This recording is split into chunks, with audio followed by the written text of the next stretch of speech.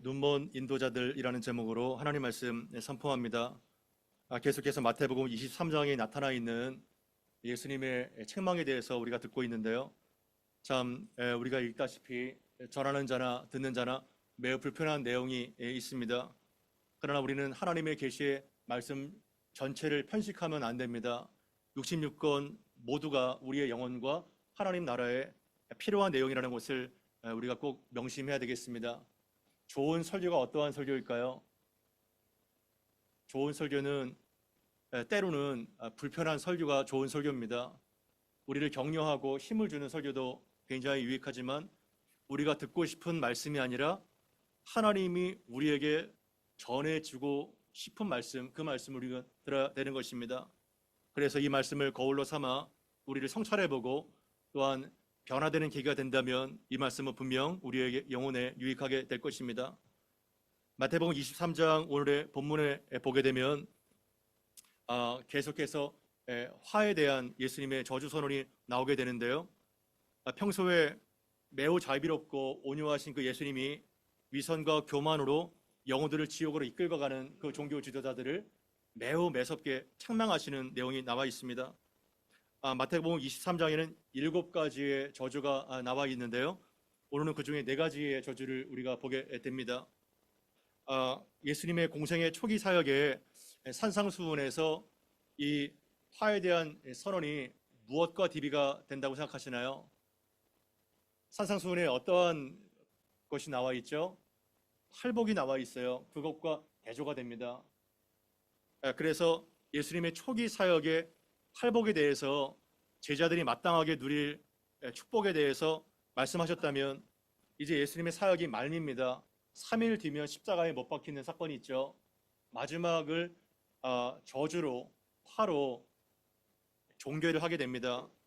사실 14절에는 없음이라고 되어 있죠. 이것까지 포함하면 8가지가 되는 거예요. 이러한 구조를 살펴보고 나가면 좋겠는데요. 신명기 28장이 떠오르지 않습니까? 축복과 저주가 신명기 28장에 나와 있죠. 축복의 말씀은 요만큼이지만 저주는 거의 4배에 가까운 엄청난 분량이죠. 그러나 이 불편한 거울을 통해서 우리의 민낯을 봐야 복된 인생을 살게 되는 것입니다. 먼저 13절 말씀 첫 번째 하에 대해서 같이 보죠. 같이 한번 읽습니다. 시작. 화 있을진저 외식하는 서기관들과 바리새인들이여 너희는 천국 문을 사람들 앞에서 닫고 너희도 들어가지 않고 들어가려고 하는 자도 들어가지 못하게 하는도다. 아멘. 첫 번째 화의 내용이 뭡니까? 외식하는 서기관들과 바리새인들이여. 이것은 비단 종교 지도자들뿐만 아니라 모든 생활에 대해서 모든 성도들에 대해서 다 해당되는 내용이죠. 너희는 천국 문을 사람들 앞에서 닫아버리고 너희도 들어가지 않고 들어가려고 하는 자도 들어가지 못하게 막는구나. 이러한 내용입니다. 병행 구절인 누가복음 11장 52절 말씀도 같이 한번 읽어봅시다. 시작. 화 있을진저 너희 율법교사여 너희가 지식의 열쇠를 가지고 가서 너희도 들어가지 않고 또 들어가고자 하는 자도 막았느니라. 아멘. 화 있을진저 너희 율법교사여 너희가 지식의 열쇠를 가지고 너희도 들어가지 않고 들어가고자 하는 자도 막느니라. 단순한 학문적인 정보가 아니겠죠. 하나님의 뜻과 메시아를 알게 하는 그 복음의 열쇠를 가지고 있으면서도 너희도 들어가지 않고 들어가려고 하는 자도 막는구나. 이렇게 말씀하십니다. 그래서 율법을 가장 잘 안다고 자부했던 그들이 율법의 완성이신 그 그리스도를 거부하는 꼴이 되었으니 당연히 천국에 들어가는 문을 막게 되는 것입니다. 그들은 배워서 남주는 것이 아니라 정보를 독점했고 사람을 살리는 지식이 아니라 사람을 죽이는 지식을 갖게 된 것이죠. 한번 반문해 봅시다. 이 율법 교사들과 바리새인들이 자기 스스로 천국문을 닫는 자라고 생각했을까요? 자기 스스로 눈먼 인도자라고 생각했을까요? 절대로 아닐 것입니다. 오히려 그들은 맹인의 교사고 그리고 가장 깨어있는 영도자라고 자부했을 거예요. 그러나 예수님의 평가는 완전히 정반대입니다. 이게 무서운 거예요. 우리 한번 생각해 봅시다. 나는 사람들을 천국으로 인도하는 자인가? 아니면 천국 문을 들어가지 못하도록 막는 자인가? 굉장히 심각한 문제가 아닐 수 없는 것입니다. 또한 14절 말씀을 같이 한번 읽어보겠습니다. 14절 말씀입니다. 시작. 없음이죠. 왜 없을까요? 성경에서 종종 없음이라는 표식이 왜 있을까요? 우리가 성경에 원본이 있나요, 없나요? 성경에 원본은 없어요. 이 지구상에. 우리는 그 성경의 원본을 필사한 사본이 있을 뿐입니다. 그런데 다양한 사본 중에서 초기 사본이 있고 후대에 쓰여진 사본이 있어요. 초기 사본에 가까울수록 어떻게 보면은 진정성 있게 가까운 거죠. 초기 사본이 없다는 것이죠. 그러나 후대에 덧붙여진 후기 사본에는 거기 14절에 일이라고 되어 있을 거예요. 그 일에서 각주가 처리가 되어 있습니다. 그것이 바로 마가복음 12장 40절이에요. 마가복음 10장 40절을 같이 한번 읽어보겠습니다. 시작. 그들은 과부의 가산을 삼키며 외식으로 길게 기도하니 그 받는 판결이 더욱 중하리라 하시니라. 아멘. 이것이 어떻게 보면 두 번째 화인 것입니다. 그 외식하는 서기관들과 바리새인들이 과부의 가산을 삼키며 외식으로 길게 기도한다고 말하고 있어요. 얼마나 이중적인 모습이에요. 그래서 그 받는 판결이 더욱더 엄중할 것이다 이렇게 책망하십니다. 그리고 마가복음 12장 40절을 보게 되면 그 바로 다음에 어떠한 스토리가 이어지나요? 나중에 한번 살펴보세요. 과부의 두 렙돈 헌금 사건이 바로 이어집니다. 매우 가난하지만 자신의 생활비 전체를 바쳤던 그 과부와 위선과 탐욕으로 찌들어 있는 돈을 사랑했던 그들이 극명하게 대조가 되는 것입니다. 그 당시에 가장 법적으로 경제적으로 보호를 받지 못한 부류가 바로 고아와 가부예요. 그러나 겉으로는 가장 하나님을 사랑하는 처럼 느껴지지만 그들은 과부의 가산을 다 삼켰던 영적인 기만의 모습을 우리가 보게 되는 것입니다. 경건의 모양은 있죠. 그러나 능력이 없는 그들에게 그들의 신앙은 자신을 과시하는 수단이라고 우리가 보게 되는 것입니다. 그들의 받는 판결이 더욱더 무거울 거라고 예수님은 말씀하고 있죠. 이처럼 우리도 겉과 속이 매우 다른 위선자는 아닌지 돌아봐야 되는 것입니다. 15절 말씀 같이 한번 또 봅시다. 시작. 화 있을 진저 외식하는 서기관들과 바리새인들이여 너희는 교인 한 사람을 얻기 위하여 바다와 육지를 두루 다니다가 생기면 너희보다 배나 더 지옥 자식이 되게 하는도다. 아멘. 이 얼마나 충격적인 말씀이에요. 화 있을진저 외식하는 서기관들과 바리새인들이여 너희가 교인 한 사람을 얻기 위하여 이 한 영혼의 목숨을 거는 사람이 아닙니까? 여기에서 교인 한 사람은 직역을 하자면 한 명의 개종자를 말합니다. 이 한 명의 개종자를 얻기 위해서 어떠한 노력을 펼쳐요? 열정적으로 선교하고 있지 않습니까? 바다와 육지를 뚫어다니다가 생기게 되면 너희보다 더 존귀한 천국의 자식을 만드는도다. 이러면 얼마나 좋을까요? 그러나 개종자 한란을 만날 때 너희보다 두 배나 더 악랄한 지옥의 자식을 만드는도다. 얼마나 충격적인 얘기예요. 제가 선교지에서 가장 많이 묵상했던 구절 중에 하나입니다.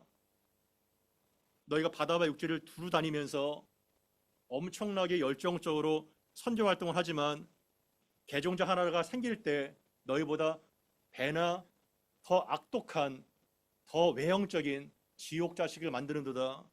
이 엄청난 얼마나 무서운 말씀입니까?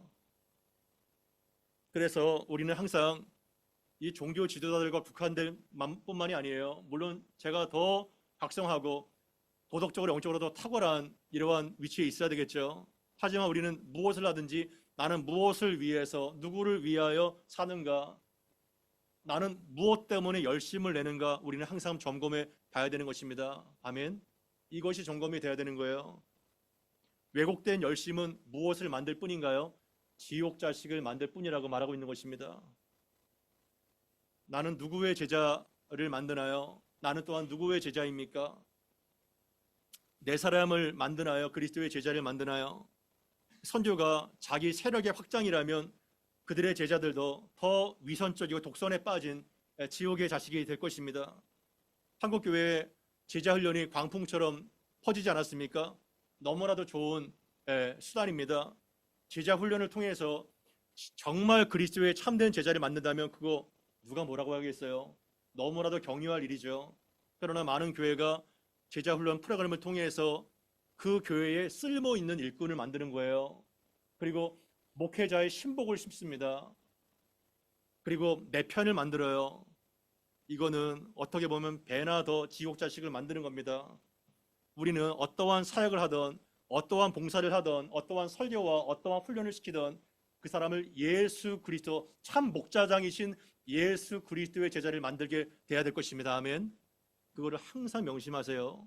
내 제자가 아니에요. 내 편이 아니에요. 오직 우리의 참 목자장이신 예수 그리스도를 가르쳐야 됩니다. 명심하십시오. 목회자는, 모든 리더는 손가락에 불과합니다. 가르치는 이정표예요. 이 지독한 탐욕으로 선교지에서 얼마나 불쌍한 일들이 일어나게 돼요. 그리고 이 지독한 탐욕으로 추한 종교 지도자들의 탐심으로 말미암아 교단이 분열되고 교회가 찢어지게 되고 이러한 일이 있게 되는 거예요. 그러나 우리가 명심해야 될 것은 예수님은 열정을 무시하진 않습니다. 열정을 무시하지 않아요. 예수님은 완벽한 균형을 갖고 계세요. 열정은 너무나도 중요한 것입니다. 그러나 열정의 방향이 잘못됐다는 거예요. 방향이. 로마서 10장 2절에서 4절을 한번 볼까요? 로마서 10장 2절에서 4절 같이 한번 읽어보겠습니다. 시작.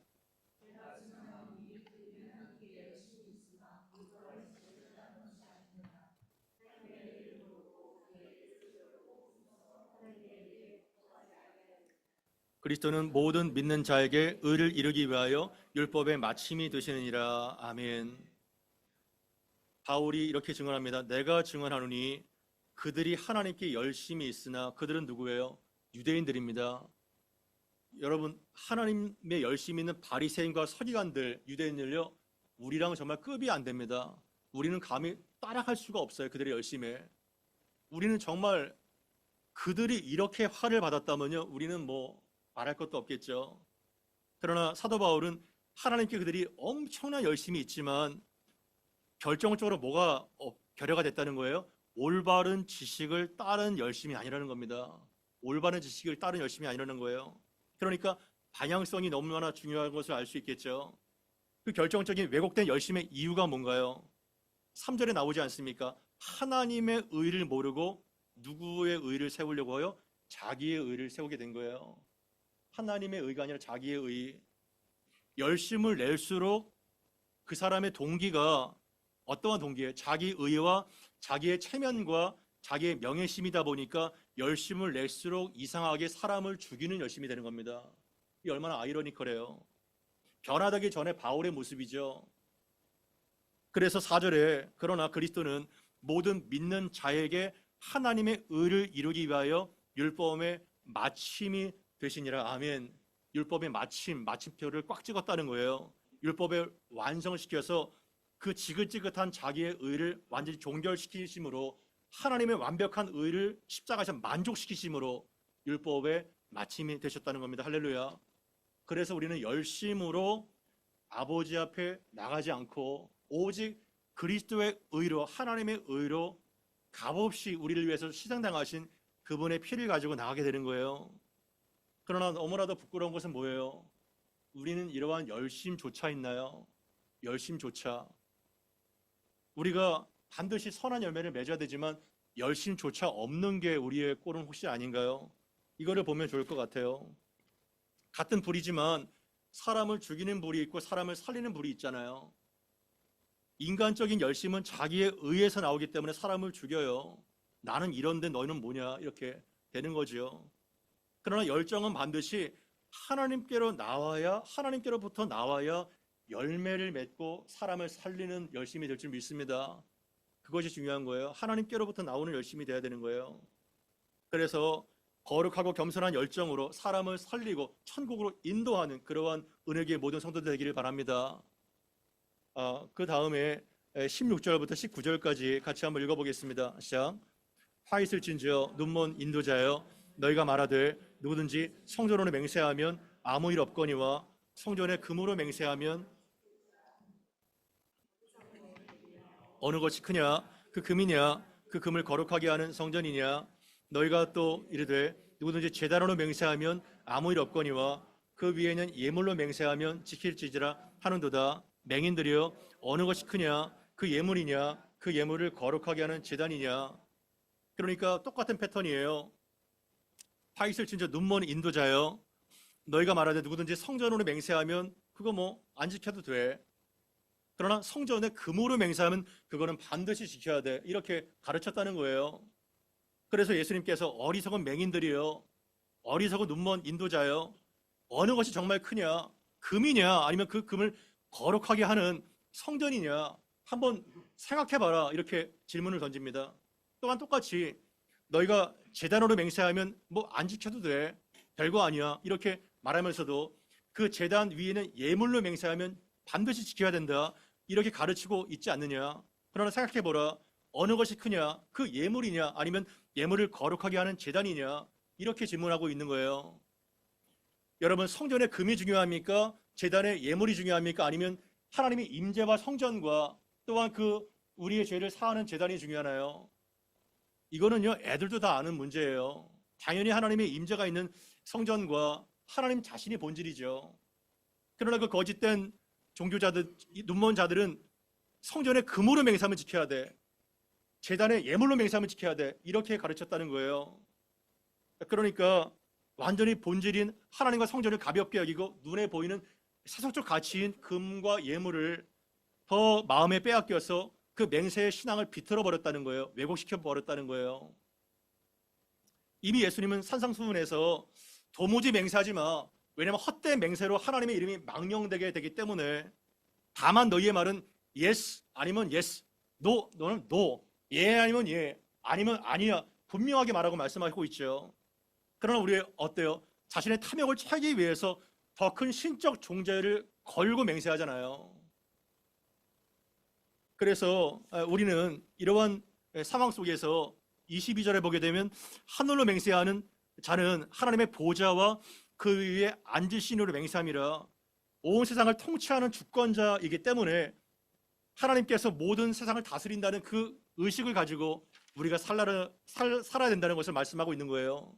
한번 돌아볼까요? 우리의 말과 행위는 맹세가 필요 없을 정도로 정직한가? 우리는 뭘 걸지 않고 어떤 뭐 인감증명을 띄거나 어떤 보증을 서거나 아니면 증거물이 필요 없이 우리의 말은, 우리의 행동은 정말 신뢰를 줄 만한 그러한 입장인가? 우리는 정말 심각하게 살펴봐야 되는 것입니다. 여러분들의 말은 다른 사람에게 신뢰를 주나요? 여러분들의 행동은 정말 커카오합니까? 저 사람의 말은 정말 믿어도 돼. 저 사람의 말은 내가 모르는데 저 사람 말은 믿어도 돼. 이렇게 살고 있나요? 그 말 하고 있는 거예요.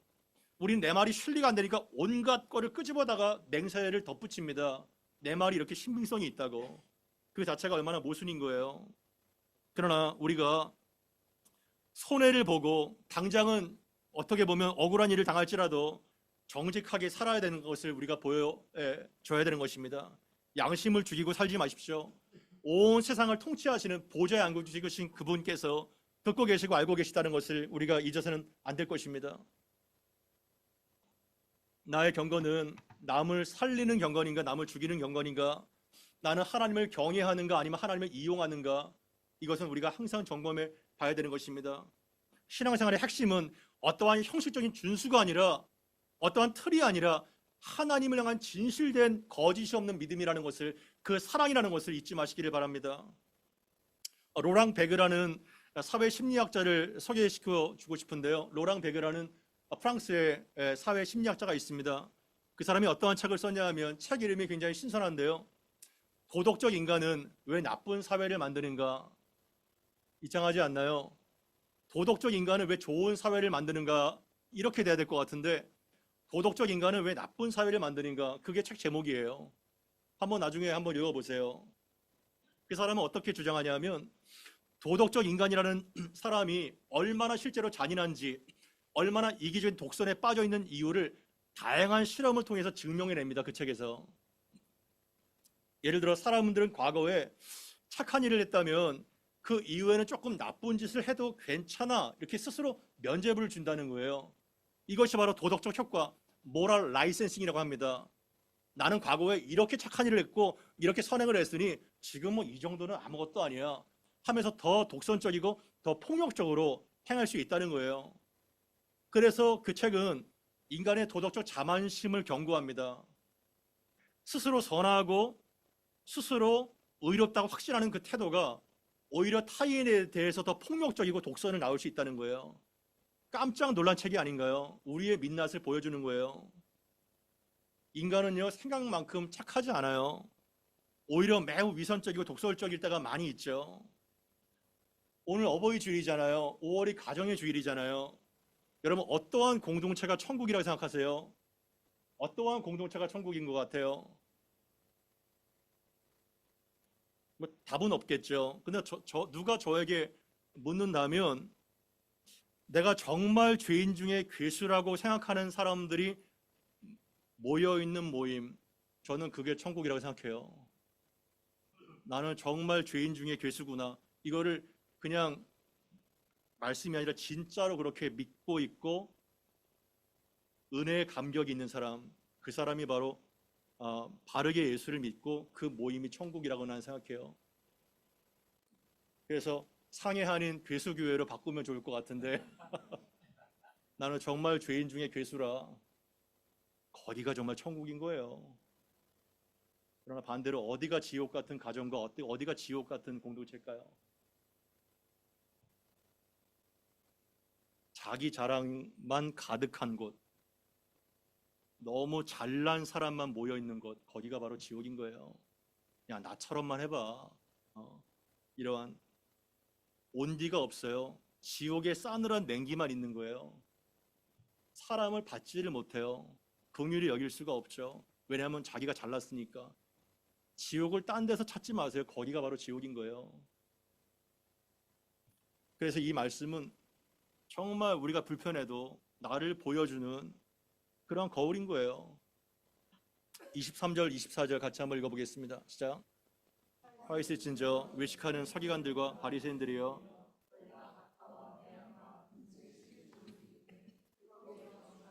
정의와 긍휼과 믿음은 버렸도다. 그러나 이것도 행하고 저것도 버리지 말아야 할지니라. 맹인된 인도자여, 하루살이는 걸러내고 낙타는 삼키도다. 아멘. 한 말씀 한 말씀이 그냥 팍팍 박힙니다. 팍팍. 화 있을진저 얼마나 직격탄을 날리지 않습니까? 예수님. 공생의 3년 동안에 요 한 타임에 완전히 그냥 쏟아 부는 것 같아요. 모든 화를. 너희가 박하와 회향과 근처의 11조는 들이되, 여러분 바리새인들의 11조 생활요, 헌금 생활요, 깜짝 놀랍니다. 정말 얼마나 철저한지요. 혀를 내두릴 정도예요. 박하와 회향과 근처가 뭘 말하는 걸까요? 유대인들 텃밭에서 기르는 그냥 채소입니다. 조미료예요. 채소와 조미료, 그러한 종류예요. 향신료, 그거는 율법에 나와 있지도 않아요. 그러나 이토록 철저하게 11조를 드렸다는 거예요.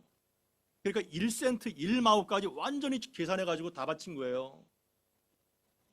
그러나 예수님은 정확하게 11조를 드리고 헌금을 드린 것을 책망했을까요? 그게 문제가 아닌 거예요. 그러면 이들의 문제는 무엇이었을까요?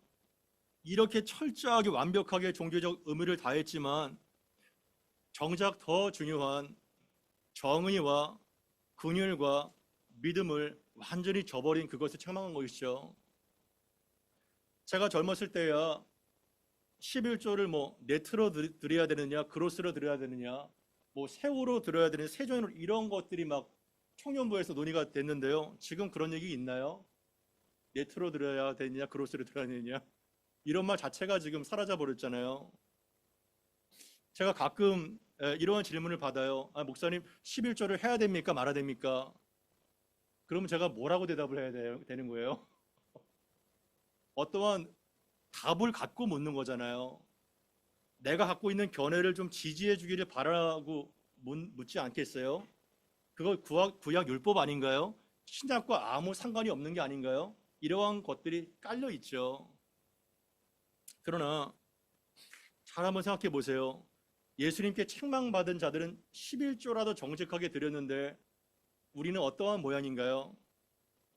내용은 고사하고, 이러한 정의와 긍휼과 믿음이라는 내용을 고사하고 그 내용을 바치는 컨테이너, 그 형식조차 없지는 않나요? 우리에게는 정말 정의와 긍휼과 믿음의 실천은 있습니까? 그래도 과거의 믿음의 선배들은 정말 지극정성으로 하나님 앞에 극진한 것을 드리려고 했던 형식은 있잖아요. 그러나 요즘의 세대는 완전히 반대예요. 극단과 극단으로 치우쳐서 더 그들의 위선과 더 그들의 외형이 잘못된다는 것을 알고 그거를 실천하지 않잖아요, 기조가. 그러면 우리는 정말 율법이 말하는 대로 정의와 긍휼과 믿음을 실천하며 살고 있냐고요. 그거를 봐야 되는 거예요. 무엇이 문제일까요? 누가복음 11장 42절을 같이 한번 읽어보겠습니다. 병행 구절인데요. 같이 한번 읽어봅시다. 시작. 화 있을진저 너희 서기 바리새인들이여.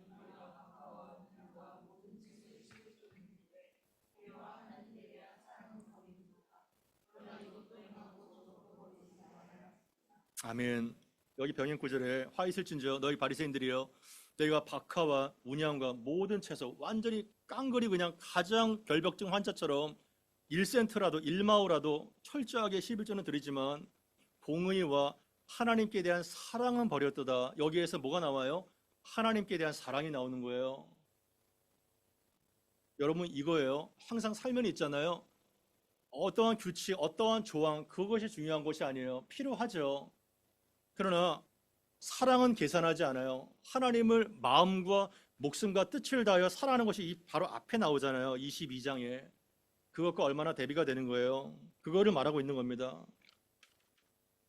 그러니까 율법이 아니라 하나님에 대한 사랑이 있을 때 마리아처럼 그냥 옥합을 깨트리잖아요.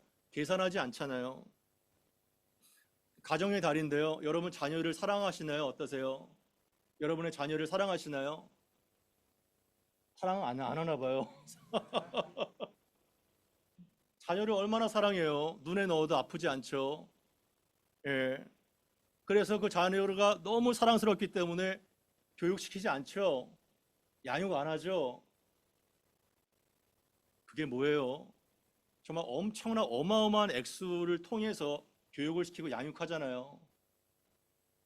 사랑이 간다는 것은 뭐냐면요. 물질이 가는 거예요. 왜냐하면 물질이 있는 것에 마음이 가기 때문에 하나님과 하나님께서 필요가 앞두고 사신 교회를 사랑하시나요?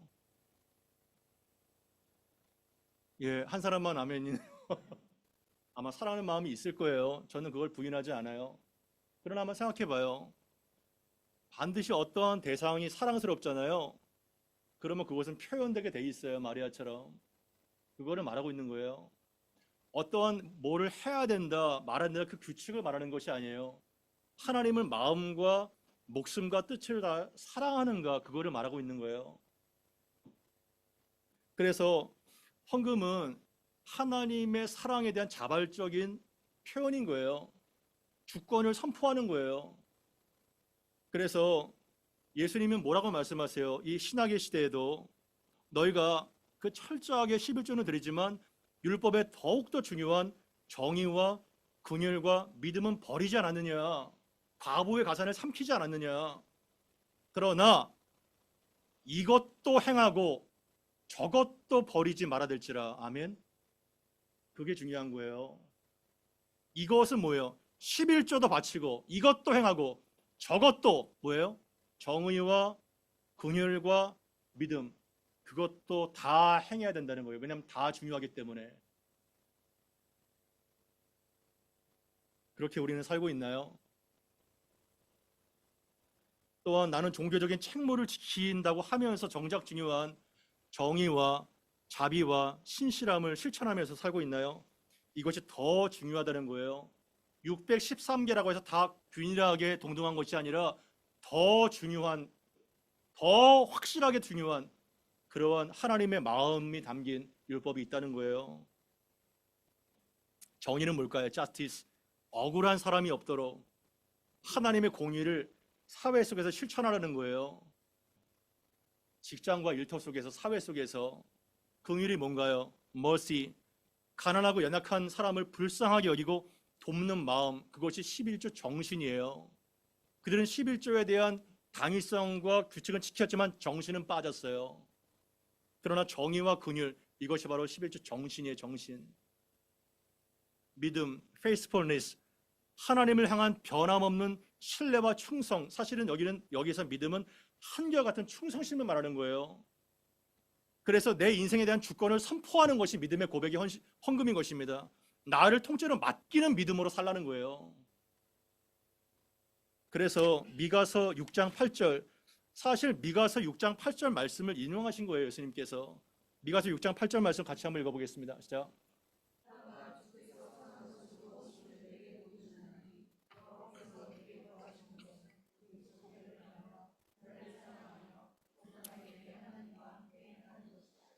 아멘. 미가서 굉장히 중요한 선지서예요. 사람아, 주께서 선한 것이 무엇임을 내게 보이셨나니, 엄청나게 명백하게, 수도 없이 명백하게 하나님께서 너에게 무엇을 구하는지 다 보여주셨다는 거예요. 확실하게.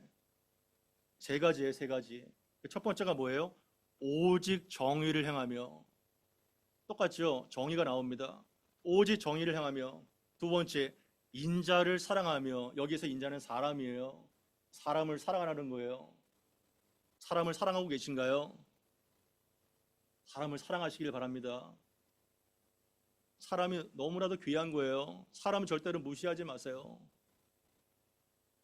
서로에 대해서 존중하세요. 저는 저희 교회가요, 뭐 존중, 사랑 이런 걸 떠나서 좀 인사를 좀 많이 하는 교회가 되면 좀 인사, 이게 나오시면 인사 서로 하시나요? 물론 아는 사람 인사하겠죠. 모르는 사람한테 가서 인사하세요. 형식적으로 하지 마시고, 제가 처음 뵙겠습니다. 어떠한 분인가요? 이 계속해서 이 관계성을 깊어가는 거예요.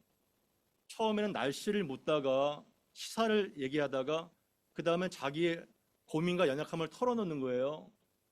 기도 제목을 나누는 거예요. 그 다음에 점점 인격적인 교제가 깊어지면서 동역자가 되는 발전 단계가 있는 거예요. 그리고 저한테도 좀 많이 인사해 주시면 좋겠어요. 목사님 좀 괜찮으세요? 목사님? 뭐 기도 제목 없으세요? 저한테 인사하는 사람을 거의 저는 못 본 것 같아요.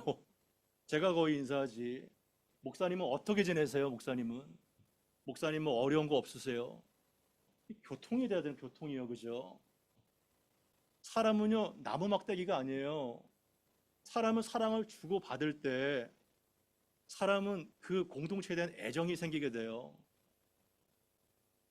사람을 사랑하는 것이 뭐 어렵나요? 어려운 거 하나도 없어요. 관심을 가져주는 거예요. 네. 그리고 마지막 세 번째 뭐냐면 겸손하게 내 하나님과 함께 행하는 것이 아니냐. 겸손하게 하나님과 함께 행하는 것이 아니냐. 이 찬양이 있잖아요, 그죠? 정의를 행하고 인자를 사랑하며 겸손히 내 하나님과 동행하는 것이 아니냐. 이것이 바로 수도 없이 명백하게 보여준 하나님께서 구하시는 거예요, 우리에게. 이렇게 해야 되잖아요, 그죠? 하나님께서 우리에게 완벽한 것을 원하실까요? 완벽한 거를 원하지도 않아요. 그렇게 할 수도 없어요. 그러나 우리가 아예 제껴버리는 것과 그래도 하나라도 실천하면서 살아가는 것은 얼마나 달라요. 그거를 말하는 거죠. 좀 인사를 좀 많이 하기를 바랍니다. 어떠한 그 해외 한인교회 봤더니 그해 표어가 인사합시다, 서로 인사합시다. 인사를 얼마나 안 했으면. 선교, 그냥 성령을 이게 아니라 인사합시다가. 예.